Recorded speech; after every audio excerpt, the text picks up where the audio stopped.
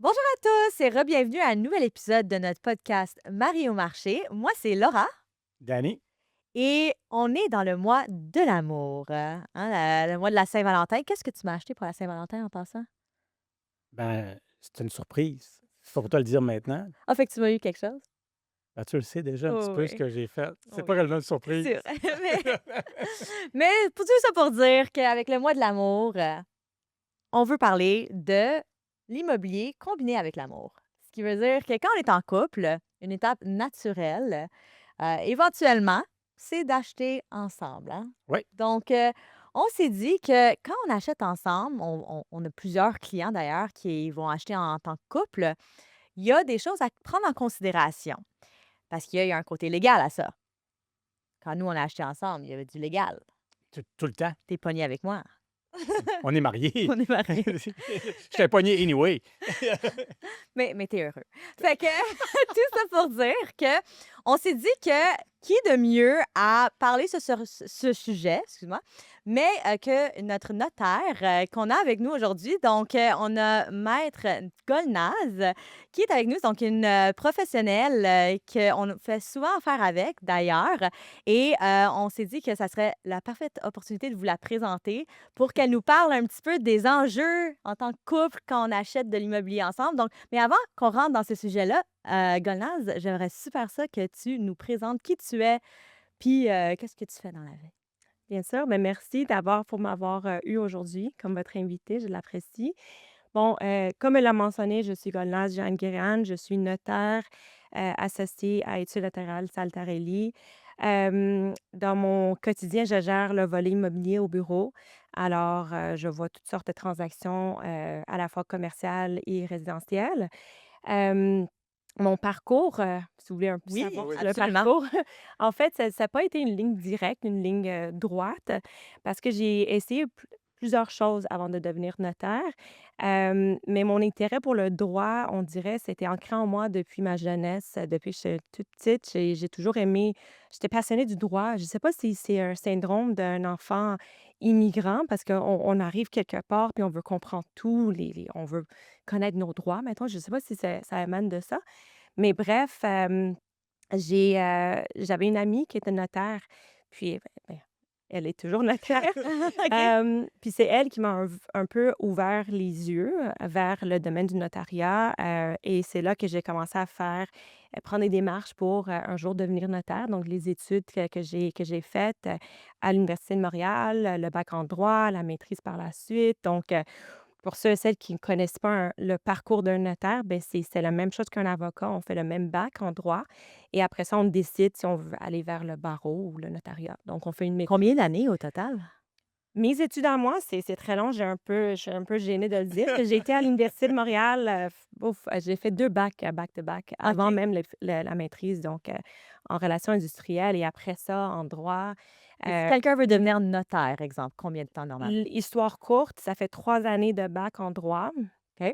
Et la maîtrise, avec tout ce qui est formation avec la chambre c et aussi le stage, Mmh. Oui. un autre 2 ans, mettons. OK, Fait que début à la fin, 5 ans à peu 5 près. ans. OK. OK, quand même, d'université, Oui, sans compter le cégep puis tout oui, ça, là. exactement, Ouais. c'est ça. OK. Et ben, moi, tout le long, j'ai toujours travaillé. Donc c'est soit que j'ai été, parajuriste, chez des notaires, j'ai même passé un petit séjour, chez des avocats, j'ai pas trop aimé ça, je suis revenue chez les notaires. Et aussi, j'ai aussi travaillé pendant 7 ans, pendant tout ce temps-là, à la banque CIBC dans le monde, du, financement hypothécaire. Donc j'ai vu Ah, ce OK. côté-là aussi. Ce qui fait en sorte que, bon, quand j'ai des clients, j'arrive à bien vulgariser aussi le volet financier, leur leur faire apprendre, ou leur faire comprendre les conditions de leur financement et des choses comme ça. Fait que puis dans mon quotidien, c'est sûr que je vois énormément de monde, des couples ou des pas forcément des couples mariés ou des conjoints de fait, mais aussi des gens qui se mettent ensemble pour, se lancer en immobilier. Les investisseurs Donc immobiliers, c'est ça beaucoup. exactement. Donc, j'ai plein d'exemples à vous raconter quand ça viendra le temps. Mais, mais c'est ça. Donc, c'est pour ça que le sujet que on aborde aujourd'hui, c'est venu m'interpeller parce que c'est vraiment ma réalité. C'est là Ben, c qu'on donne beaucoup de conseils, chaque jour. Donc, Ouais, Je on suis est vraiment content de t'avoir sur le mais podcast merci avec nous. Merci beaucoup. d'avoir accepté notre invitation. Avec Puis plaisir. d'ailleurs, juste rapidement, comment nous, on s'est connus. Donc, oui, tu es notaire, Oui. mais juste petit clin d'œil, étant donné qu'on parle de l'amour, je dois le dire, Maître Golnaz est mariée, Oui. félicitations, avec un collègue que je suis allée à l'école pour l'immobilier ensemble. Fait que Sina, shout out, salut! Mais c'est comme ça d'ailleurs qu'on s'est connus, puis qu'on a commencé à vous référer des dossiers de transactions. Fait que je suis vraiment contente, c'est super. Fait que de rentrer dans le sujet immobilier maintenant, vraiment, parce que l'immobilier, c'est les notaires font spécifiquement ça, mais vous faites autre chose aussi. Ça, Oui. vous faites, on va rentrer dedans d'ailleurs dans Mmh. ces sujets-là. Mais si on parle vraiment de l'achat immobilier, donc les enjeux qui viennent avec ça, donc est-ce que c'est plus compliqué d'acheter en couple que d'acheter seul? Beh, je dirais qu'au départ, donc le processus pour arriver au notaire quand on achète à 2 en tant que couple est pareil si on achète toute seule. Fait que la complexité, ça vient le temps de gérer l'immeuble qu'on vient d'acheter ensemble ou même en amont de décider quoi l'avenir va avoir l'air. Donc comment on va gérer ça? Qu'est-ce qu'on va mettre en place? Si on parle souvent des apports que chacun va faire vers l'achat. Hem, Puis encore plus complexe quand ça viendra le temps de vendre. Si on n'a pas mis les bons mécanismes en place en partant ou bien si on n'a pas fait des changements avec tu sais, au cours de route avec les développements, des changements dans notre situation. Non, donc c'est pas très complexe au début, mais ça peut le devenir, si on n'a pas fait les choses comme il faut au Si c'est début. pas bien préparé, Oui, au fond, exactement. dès le début. OK. Parce qu'on voit différents types d'investissements, ben, d'achats. Tu as les couples mariés, tu as des couples non mariés qui sont conjoints de fait, puis tu as aussi des investisseurs, comme on a mentionné Ouais. au début. Ben, je pense que ça peut être aussi, parents-enfants, Effectivement. tu sais? C'est quoi le processus, mettons, si on parle, est-ce que c'est différent un couple marié puis un couple conjoint de fait? Est-ce que c'est le même processus? Mais le processus, c'est le même dans le sens que on va travailler avec un courtier comme vous. On va Ouais, trouver un immeuble qu'on aime. On va passer au financement. Là, au financement, si on est un couple, la banque va regarder les revenus. Fait que un complexité qui peut arriver, c'est s'il y a une disproportionnalité quant au pouvoir d'empreinte. Ça Mhm. peut avoir un impact sur le financement. Et au notaire, d'abord, il faut pouvoir prouver qu'on est marié. Ça a l'air banal, mais des fois, on demande aux clients de nous fournir leurs documents, puis là, Ah, le certificat de ils mariage. ont pas leur certificat de mariage. Eh oui. Je sais même pas il est où le nôtre en partant. Juste dire. Faut ça peut-être le trouver. Donc c'est ça, puis aussi, il faut déterminer, non seulement si on est marié, mais sous quel régime. Donc au Québec, vous le savez tous, il y a un régime de défaut, c'est qui est la société d'acquêt. Mhm. Donc, un couple qui se marie et qui n'ont pas fait un contrat de mariage devant le notaire, qui est un acte qu'un seul notaire peut faire, euh, on est géré par les règles de l'art. On est le Code civil, il y a certains paramètres, c'est encadré par la loi. Euh, Par contre, on peut aussi décider de prendre, de gérer notre union avec un autre régime qui s'appelle la séparation des biens par le biais de faire justement un contrat de mariage et Ça, c'est ça comme un prenup en anglais, hein, c'est ça? exactement. Ouais, OK. Ouais, puis pour celles qui l'ont pas fait au début avant d'être mariés, un post-nup, ça se fait aussi. Après OK. le fait, on peut changer le Fait que régime si au je cours de change route. d'idée, là, Oui. we can do a post-snap, baby. c'est nice.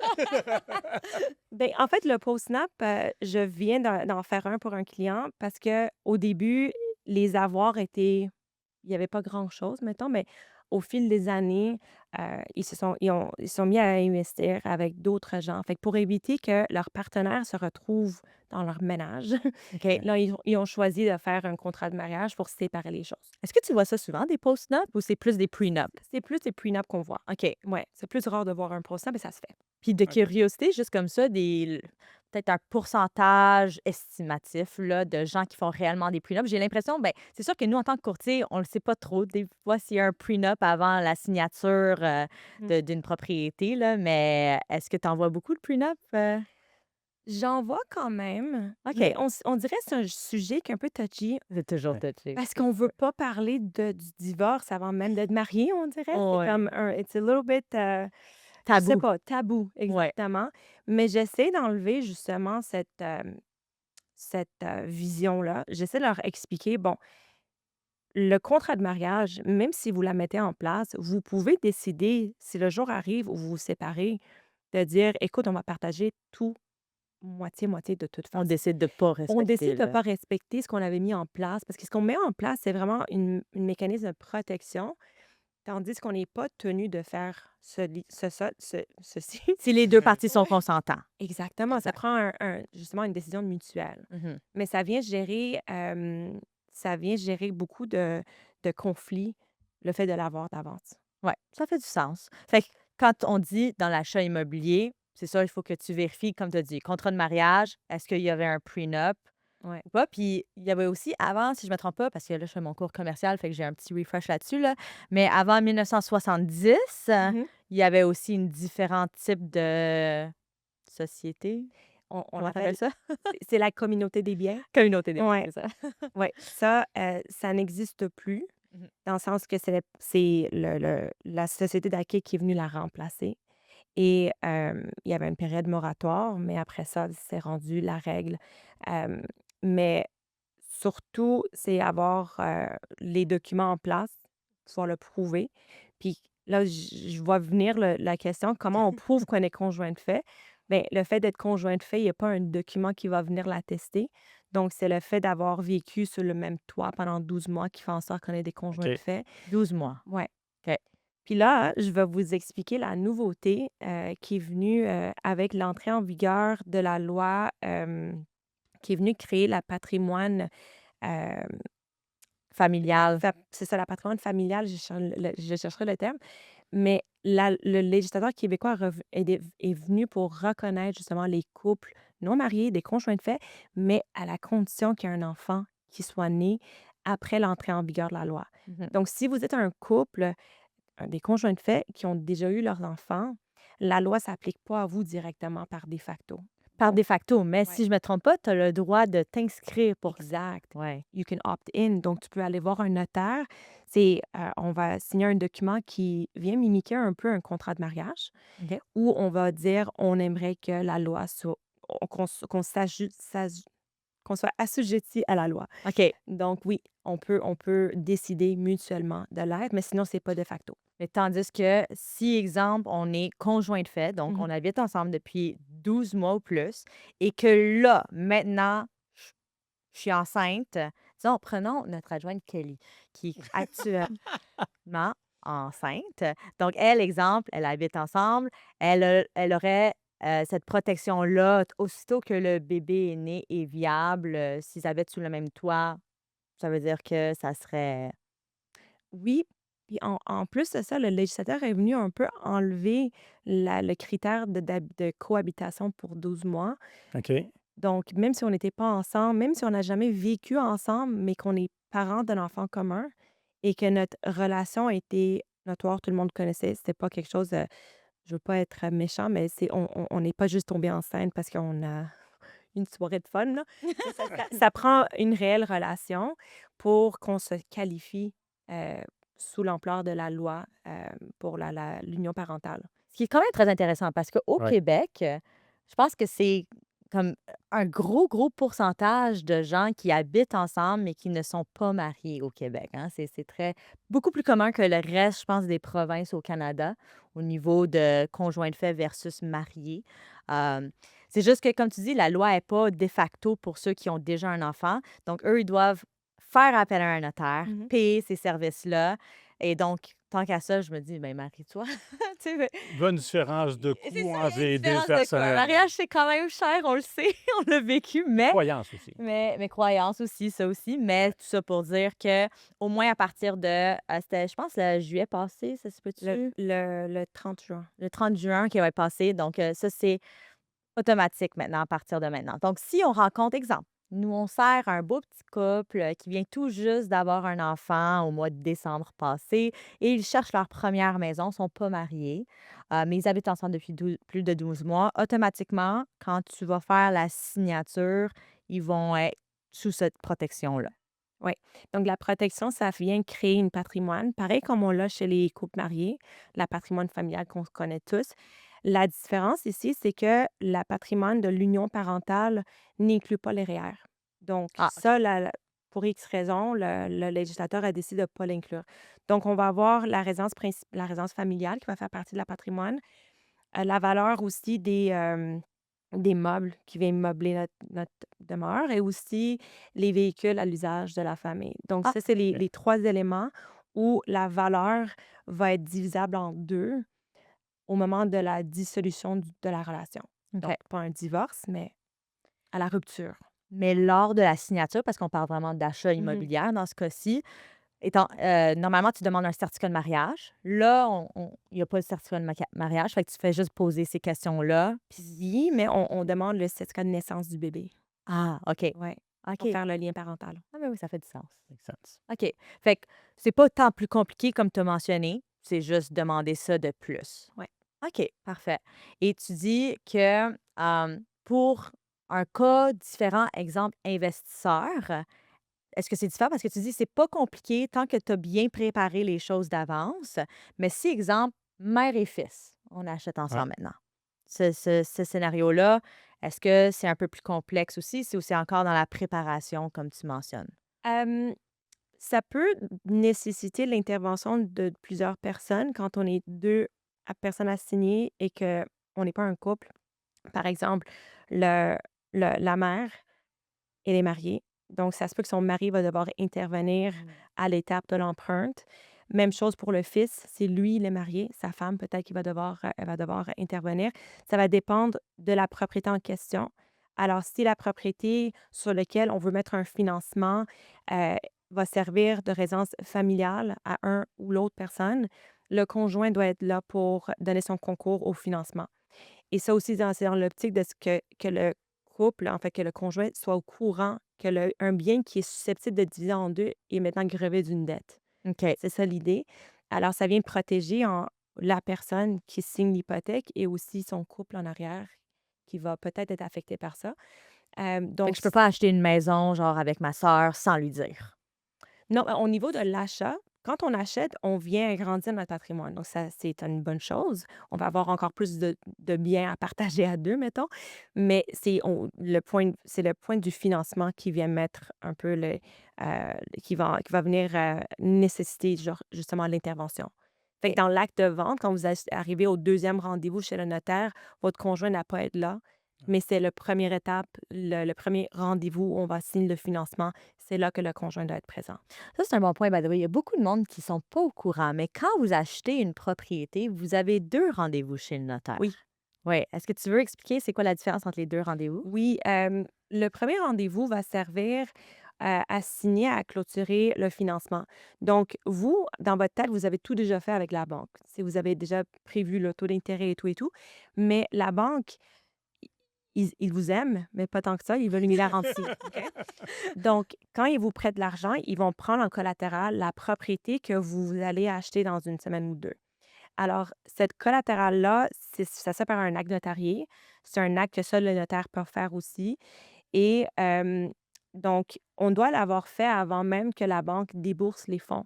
Alors, c'est pour ça qu'on rencontre des clients d'habitude quelques jours, une semaine avant, tout dépendant de la banque, la procédure, les délais, pour mettre en place la charge collatérale. Et en même temps, on va en profiter parce qu'on va être seul. C'est pas, les vendeurs ne seront pas là au premier rendez-vous. Ni les Et courtiers, ni les souvent. courtiers. Ça se peut, des fois, j'en ai déjà vu Ah ouais? qui les accompagnent, mais c'est rare. Puis c'est là que je vais en profiter de poser les bonnes questions à nos clients. C'est là qu'on va parler de la mise de fonds. C'est là qu'on va parler de leurs objectifs, c'est à long terme, court terme. Et c'est là que je vais pouvoir les conseiller, tant qu'à être seule avec eux, sur leur avenir. Donc, c'est quoi les autres outils, c'est quoi les autres documents légaux qu'ils pourront peut-être avoir pour les protéger, par exemple, les testaments, les mandats d'inaptitude, une procuration générale. Donc, j'en profite, je donne toujours une heure complète parce que passer à travers une hypothèque, c'est pas long, mais on prend l'heure pour pouvoir passer à travers le tout ensemble. Yeah. Tu as parlé de mise de fonds. Puis moi, j'ai une question à propos de ça parce que, cet exemple, il y en a un ou l'autre qui met toute la mise de fonds.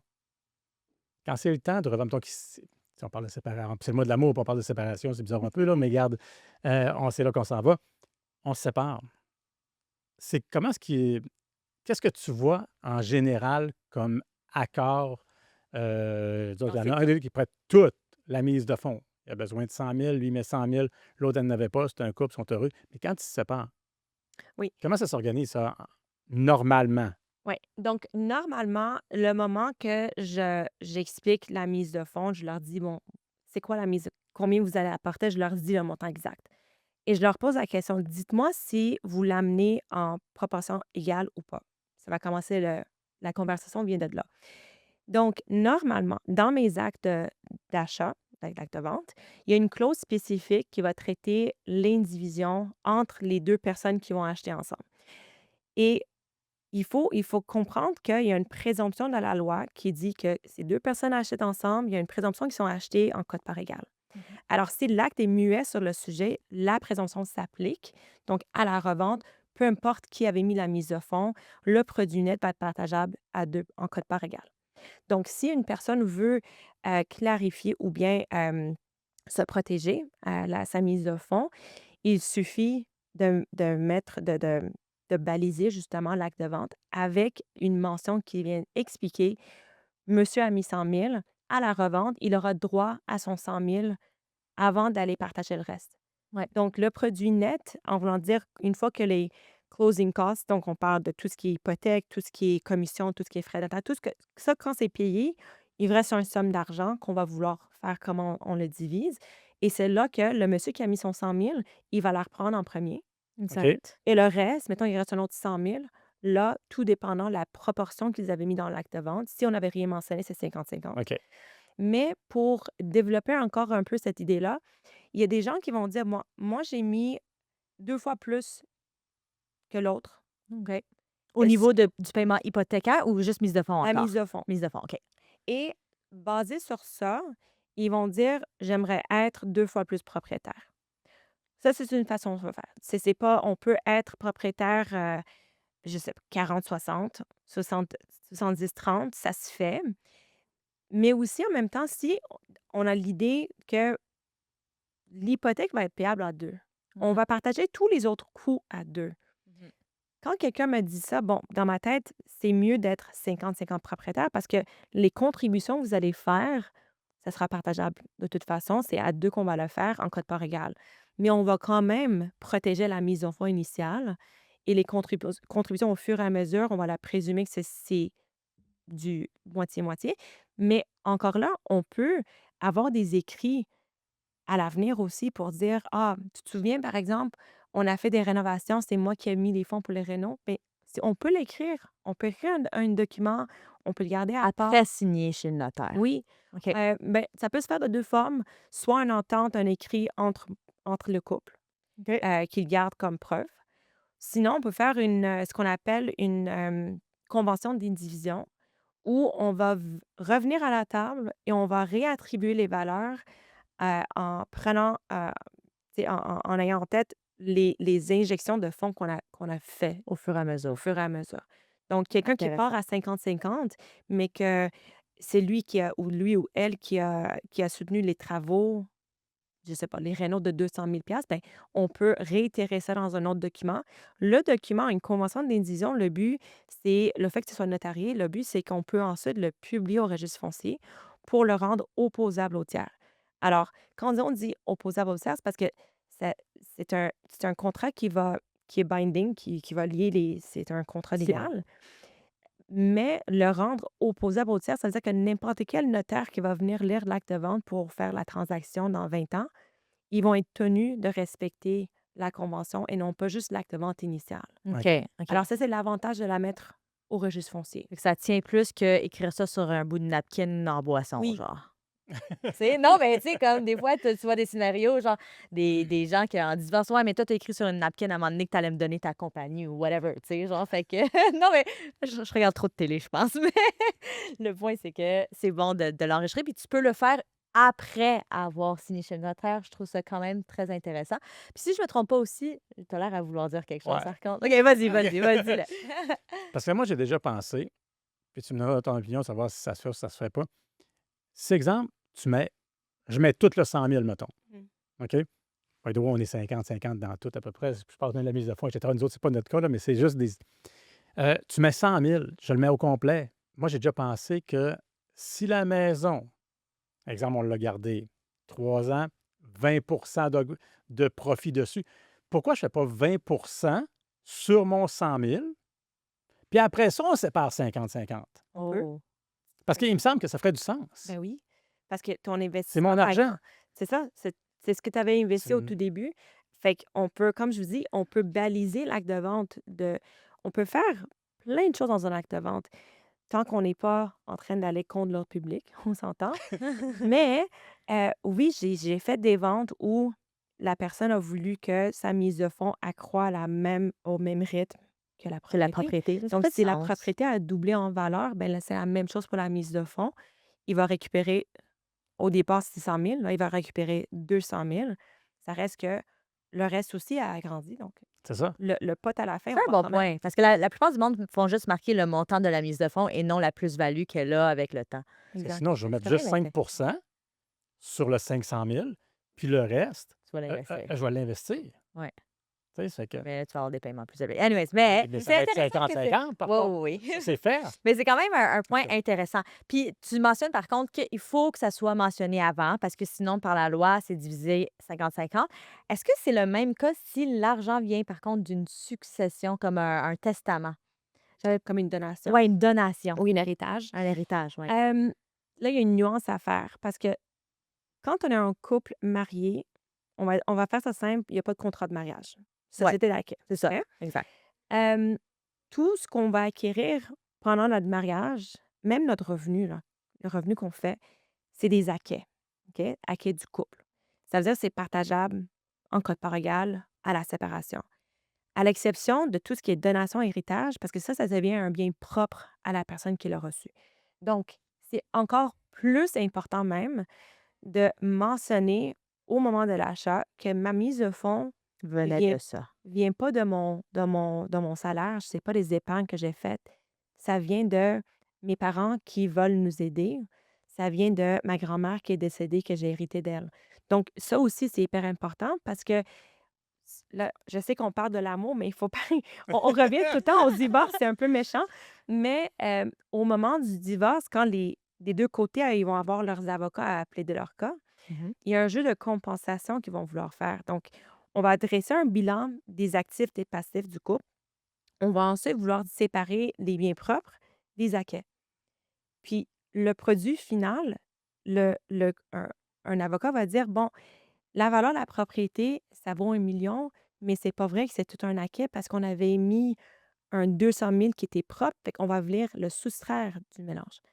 Fait que le plus qu'on annote notre acte de vente, le plus qu'on garde des documents, des traces de fonds, le mieux que c'est si jamais un jour, par malheur, on doit se Il y a quelque séparer. chose. Ouais. C'est ça. Mais même quand tu te sépares pas, parce que tu peux avoir mis 100 000 de ta mise de fonds, puis décider, ben moi, quand on décide de revendre, même si on est encore ensemble, puis on veut acheter autre chose, Ouais. tu peux décider de quand même dire, ben j'aimerais ça revoir mon 100 000 aussi. Pas besoin d'être divorcé non plus. Ça n'a pas besoin d'être un cas de malheur. Ça peut juste être just fair, tu sais. Je pense que c'est quand même correct. Puis autrement, on parle de mise de fonds. Ben si quelqu'un décide, ben moi, je mets 100 000, toi, tu mets 20 000, mais on peut quand même, s'il n'y a rien d'autre d'écrit à part la mise de fonds, on est quand même partagé 50-50 Sur le net. sur le net, exactement. Exact. Puis également, si quelqu'un paye toute l'hypothèque, donc disons qu'on l'a acheté ensemble, mais moi, je paye toute la maison, ce qui n'est pas le cas, là, mais disons, dans ce scénario-là, tout bad sur sad à la revente, techniquement, toi, tu as payé tout ce temps-là, mais c'est 50-50 à la revente. C'est la présomption.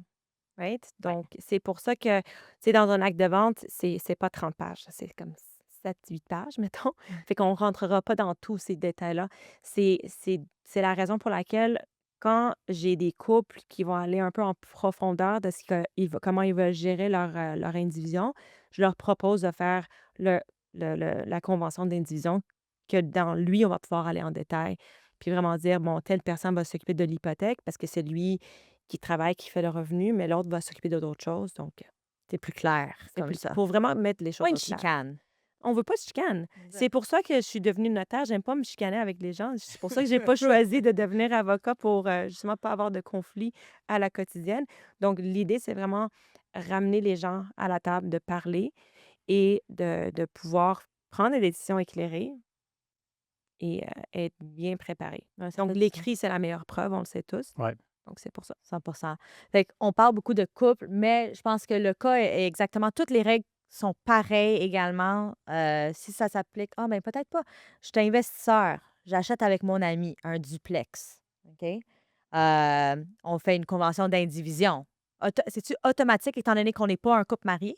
Un contrat non, Non. encore une fois, présomption de séparation égale 50-50. Oui. Comme, OK, parfait. Fait que c'est bon à savoir Ah oui.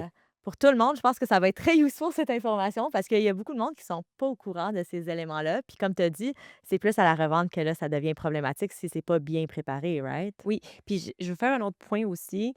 Euh, on le dit, la loi, il y a certaines présomptions qui existent. Il y a une autre présomption qui existe qui dit que nul n'est tenu de rester en indivision. Alors ça veut dire qu'en tout moment, si on est 2 propriétaires, un qui veut vendre, l'autre peut pas y s'opposer.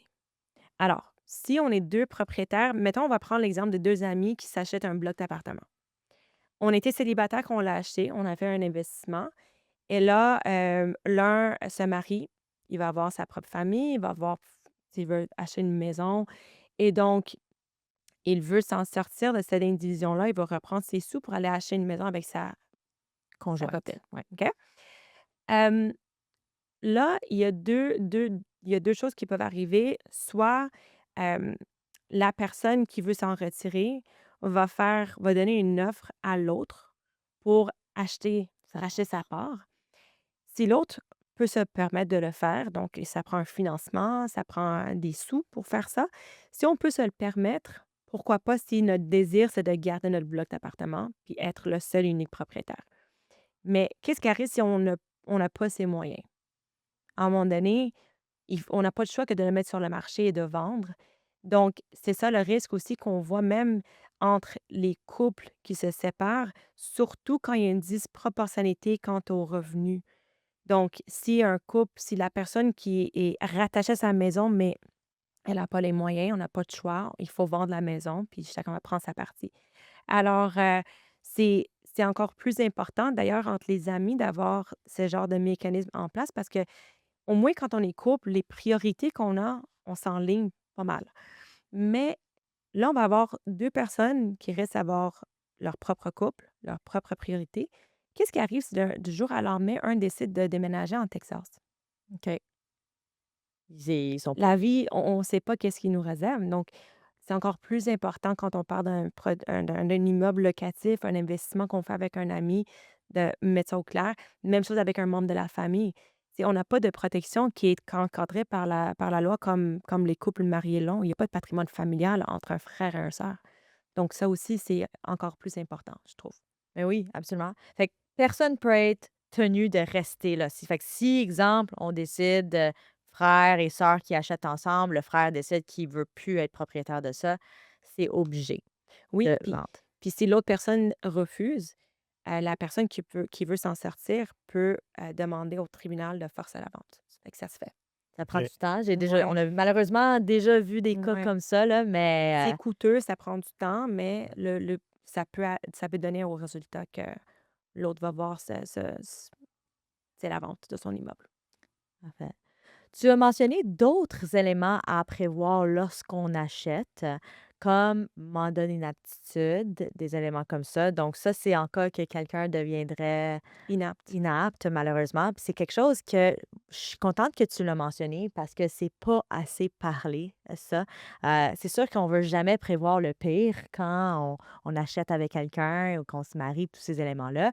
Mais c'est un document que les notaires peuvent faire également, c'est ça? Oui, Donc, exact. peux-tu nous parler un peu de ce document-là? Est-ce qu'il y a d'autres Le clauses? testament aussi. Testament. Hey. OK. Ben, avant d'embarquer dans le mandat d'inaptitude, je vais vous expliquer un peu le volet testament parce que c'est Parfait. c'est plus courant et avec l'entrée en vigueur de la nouvelle loi qui vient, créer la patrimoine de l'union familiale, on est venu faire une autre chose qui était immense. Maintenant, les conjoints de fait qui sont assujettis à la loi deviennent aussi des héritiers légaux, un de l'autre. Chose qui n'existait Oh! pas OK. avant. OK. Hey, Fait qu'on est venu nous, on changer apprend la quelque chose, là. ouais, on est venu changer la dévolution légale du code civil. Donc, jusqu'à présent, avant l'entrée en vigueur de la loi, si on était un couple, un conjoint de fait, des conjoints de fait, même si on était ensemble pendant 25 ans, si un de nous Décède. décédait, l'autre était pas un héritier. Donc, ce qui arrive là, c'est quand on décide, notre statut légal est célibataire. Donc, les règles de la dévolution légale dit que pour une personne qui décède qui est célibataire, sa succession va aller 50 à ses parents et 50 à ses frères et sœurs. OK. Fait que là, l'image que je viens de décrire, c'est qu'on est 2 propriétaires, là, on risque d'être 5 propriétaires. Uh-huh. Parce que la moitié de la personne qui est décédée est maintenant la propriété de possiblement 4 personnes différentes. Encore plus si c'est une grande Si on a famille. des enfants aussi, non? Ça complique les choses Ah, encore j'ai plus. sauté une étape, mais OK. si on avait un enfant, donc l'enfant hérite, bien sûr, mais s'il y a pas d'enfant, c'est les parents et les Ouais, OK. fait que les couples jeunes parce que là, j'ai dit, c'est des couples qui sont célibataires, conjoints de fait, pas d'enfants parce qu'ils sont Mmh. pas assujettis à Dans la le loi. nouveau. Ouais, Ouais, OK. fait que là, il y a une autre couche de complexité. Oui. Mais maintenant, si on est des conjoints de fait, on a un enfant, on est maintenant un héritier légal. Donc, c'est pareil comme les couples mariés. Donc, un couple marié, si on n'a pas de testament, on décède, notre conjoint reçoit un tiers de notre succession. OK. 2 tiers va aller à notre enfant. OK. OK. Donc, même chose maintenant pour les conjoints de fait. Un tiers va aller au conjoint de fait, 2 tiers à l'enfant. Et OK. qu'est-ce qui arrive si l'enfant est mineur? On fait quoi avec ça? Un mineur ne peut pas être propriétaire. Donc, la propriété doit être gérée par le La gardien, tutelle. par la tutelle et tout. Et pour chaque décision qui a une valeur monétaire au-delà de 40 000, ça prend un jugement. Mmh. Donc, ça vient vraiment alourdir la tâche de juste gérer la maison, passer au refinancement, passer pour une vente. Tu sais, vous voyez où je m'en vais Ouais, là ben avec oui. ça? Donc, l'idée d'avoir un testament, c'est hyper important parce qu'on ne veut pas que la loi nous décide pour nous qui va hériter de notre succession et on veut rendre ça le plus simple à nos aînés parce que c'est eux qui vont devoir gérer tout ça. Puis c'est compliqué. C'est On a compliqué. passé par là, récemment, il y a quelques années, je peux vous dire, là, faites un testament, puis essayez de rendre ça simple, s'il vous plaît, pour vos pauvres enfants. Parce qu'en plus, moi, c'est des enfants que j'ai une relation Mm. antérieure. Donc, c'est pas c'est ça. Ça fait que c'est différent comme Ça situation complique, aussi, là. tout. Oui, Fait que mes clients qui font des testaments avec des familles recomposées, oui, c'est vraiment encore plus complexe parce qu'on veut gérer aussi la famille. Peut-être que l'enfant va avoir un héritage de leur mère, peut-être que pas. Fait qu'il C'est très ouais. compliqué. Ouais. Fait que dans le testament, puis moi, je pense que tout le monde devrait avoir un testament, mais surtout, si tu achètes une propriété, faut que tu aies un testament. Absolument. Puis ça devrait être quelque chose que je pense que c'est super parce que les notaires font les testaments. Vous le faites en même temps. Tant qu'à être là, pourquoi pas le acte faire de en vente, même acte de temps? prêt, testament. Testament. Puis mandat d'inaptitude, Oui. Souvent, je idéalement. propose les 2 en même temps parce que le testament, c'est bon de l'avoir, mais il va rentrer en vigueur seulement au moment du décès. Mais qu'est-ce qui arrive si on tombe malade, si on est inapte pour 20 ans? On n'est pas encore décédé, le testament, ça sert encore à rien. Donc, le mandat d'aptitude va être là à gérer comment on aimerait que nos avoirs soient gérés pour nous et nous-mêmes, en tant que personne, que les décisions médicales, tout ça, on peut décider d'avance qui on veut euh, permettre à prendre ces décisions-là. Donc, ça, c'est le mandat d'aptitude. Et juste pour porter une précision, c'est pour ce qui est du testament, c'est pas juste le notaire qui peut le faire. Vous pouvez le faire vous-même, vous pouvez voir un avocat pour le faire. Mais le but, l'avantage, en fait, de le faire devant le notaire, c'est que c'est un document, c'est un acte notarié. Alors, elle fait foi de son contenu. Il ne peut pas être attaqué par rapport au Est-ce que j'ai été technique. pressured pour signer ça? Ou... Bien, c'est ça, parce que nous, comme notaire, on a l'obligation d'abord vérifier l'identité, la capacité et les volontés du client. Donc, si, mettons, j'ai un client qui vient me voir, une femme âgée qui est accompagnée par son fils, mettons, et que je vois aller les conversations, c'est plus lui qui répond pour elle, je le fais sortir de la salle parce que je vais voir ses volontés. Donc, c'est une fois que le testament est conclu, il y a une présomption, encore une fois, que le notaire a bien identifié le testateur, que le notaire a bien identifié la capacité mentale. Parce que si, mettons, le client a commencé à montrer des signes de Démence. démence, parce qu'on peut comprendre cette personne-là peut avoir des bonnes journées, des moins bonnes journées. Donc, ça se peut qu'une bonne journée, elle s'est souvenue de qu'est-ce qu'elle avait mis, mais le lendemain, c'est plus le cas. Donc, hem, un testament notarié, ça présume tout ça. Et donc, c'est pour ça que ça ne nécessite pas une étape devant les tribunaux pour la faire homologuer, qui n'est pas la même chose pour un testament holographe, un testament devant un avocat. Ça prend une intervention de la cour qui va venir l'homologuer. Ah, même avec un avocat? Oui, Ah, OK. Fait qu'on skip une étape en le oui, faisant avec un notaire. oui. Puis on skip aussi les délais aussi parce que c'est pas quelque chose qu'on peut faire du jour au lendemain. Ouais. L'homologation, ça prend des fois des mois. Et entre-temps, c'est une propriété qu'on doit vendre, on n'est pas en mesure de le faire encore parce que tant que le testament n'est pas homologué, on ne sait pas c'est qui le liquidateur qui va pouvoir signer l'offre avec son courtier, le mettre sur le marché. Donc, ça met en travers un peu les démarches aussi, si on n'a pas un Donc, si je accompagnement. comprends bien, ça peut se faire tout seul, un peu comme vendre sa maison, Oui, mais tu es mieux d'utiliser un professionnel. 100%. Quoi? Très bien, très belle Pour être protégé. comparaison, je sais. Ouais. C'est excellent, c'est excellent. Parce qu'il faut se le dire aussi, il y a des impacts fiscaux Ouais. que peut-être on ignore si on s'y connaît pas. D'ailleurs, on n'a pas fait le point sur les points fiscaux aussi, Oui, c'est vrai. mais quand on achète et qu'on veut la revendre, si on est 2 personnes, qu'on est 2 amis, mettons, puis qu'un veut acheter la part de l'autre, il y a aussi la taxe bienvenue qui va s'appliquer à nouveau. Oui. C'est une mutation de titre qui n'est pas exonérée entre des amis, mais qui va l'être entre un couple Un couple, oui. ou même en ascendant, descendant des membres de la même Entre famille. amis, c'est pas exonéré. Non, même OK. pas en frères et sœurs, c'est vraiment juste ascendant, descendant, donc OK. parents, enfants OK. et des conjoints. Et des conjoints. Même si les conjoints sont maintenant divorcés, est-ce que ça Il passe y a un quand même? délai dans lequel ils peuvent le faire, par exemple. Ah! Je savais pas OK. non plus. Ouais.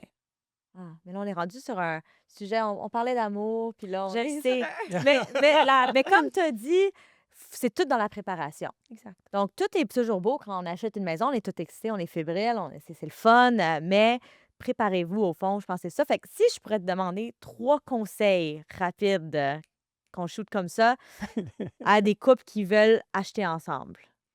Hem, Préparez-vous d'avance avec vos questions. Pas besoin d'avoir les réponses, c'est nous qui allons vous donner les réponses. Donc prenez le temps. Quand on vous dit: «Vous avez 1 heure avec le notaire», soyez pas pressés de partir. On veut jaser, on veut apprendre à vous connaître puis vous trouver justement ces éléments-là. Donc vraiment vous donnez le temps nécessaire.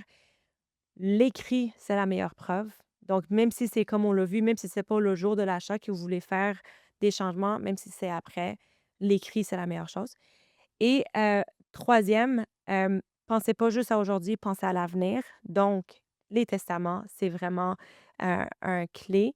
Et j'avais un 4e en tête, un bonus, puis là, on dirait, je l'ai perdu. Hem, Travailler avec des professionnels, écoutez, on est là pour ça. C'est pas pour rien que le code civil a donné des actes euh, spécifiques au notaire. C'est parce qu'il y a c'est des transactions qui méritent une protection, qui est confiée au notaire parce qu'on est des officiers publics. On est tenu à un standard de pratique qui dépasse les avocats même. Donc, qui est vraiment, on n'a pas le droit de faire des erreurs. Nous, c'est pour ça qu'on est souvent très stressés.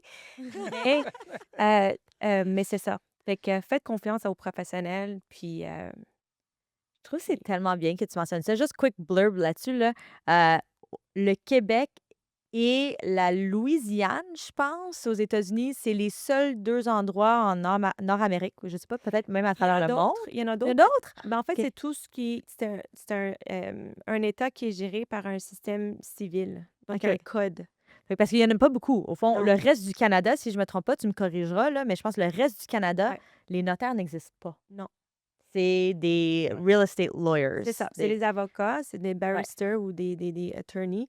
Mais Au Québec, c'est c'est ça. encore plus intense. Oui. Puis, un autre point, je ne sais pas si je l'ai mentionné tantôt, mais quand on est acheteur, c'est à nous de choisir notre notaire.